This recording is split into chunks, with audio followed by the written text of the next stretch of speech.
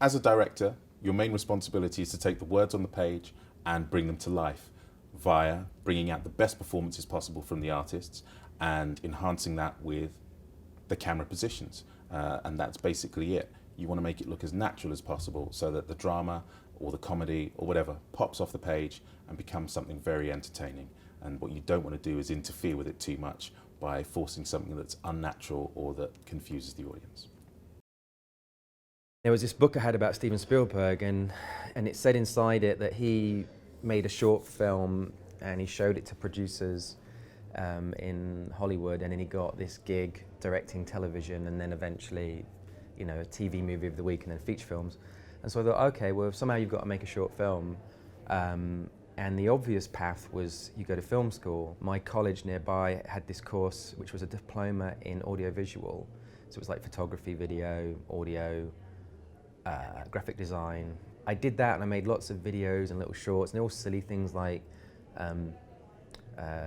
me trying to rip off my favourite films of the moment. That got me into film school, and then made a graduation film and thought, you know, naively that I'd send that off to Hollywood on my little VHS tape, and they'd obviously watch it and give me a job and all this sort of thing, and it never happened. And then I was like, okay, oh God, what do I do now?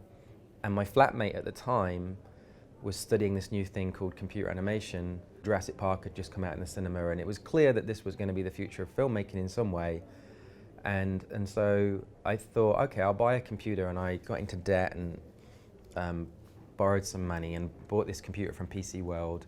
I had to stack shelves at Marks and Spencer's in the evening, and then I learnt the software in the day. This whole holy grail of, like, you know, low budget filmmaking was that you could use computer graphics and digital technology to make something look a lot bigger and better than it really was. When I was watching TV and film, I was never happy with just watching it. I was always interested in how something was put together. I always wanted to know what the crew were doing, how hard it was to put a scene together. Yeah, things like that. I always just wanted to go beyond. It's really important that they understand my vision so that I can create a shorthand with them, sometimes even prior to getting on set. I do that through mood boards, which are then distributed to all of my heads of department: costume, makeup, production design, you know, all of those departments. I prepare with music.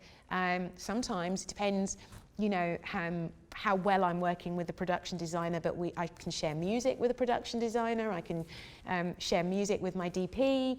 You know, there are all sorts of ways that you can communicate a sense of the film that you're trying to create. There are moments when you're leading, you're the director, and you may have to be make some difficult decisions and say no to people. But there are other times when you can get a bit lost and you get a bit confused on the set and you're not quite sure what you're trying to do or where it's working. It's really good to have the right people around you who come over and say, what about if we do this? What if we start with this today? Because sometimes you just get so mentally exhausted, you can get lost. And so I think it's important to have people that you enjoy working with and who push you to do better and you can push them. It's very easy to look back on people who have got lucky and things have happened to them and trace a very simple line and go, oh look, they did this, and it all went brilliantly. And it's like, it didn't go brilliantly. Like, for 10 years, to some extent, it's unfair to say to people like, oh, you've got access to all these cameras now and you can edit on a laptop. It's really, you know, you got it really lucky. Because the other opposite problem is that there's a lot of competition. There's a lot of people doing it, and there's a lot of stuff on the internet, and it's hard to stand out. But I honestly think if you show promise, you'll get something. And it might not be what you want, but it'll be a step towards what you want. And then if you're good at that, you'll get another step, and like, just keep going, and it'll work out at some point. And enjoy it. Don't wait. You know, the door does not open from the outside. You have to get out there. And as I say, today there are so many ways in which we can tell our stories, and there are so many platforms that we can use to tell them, that you need to find like-minded people and get going. Make your short film.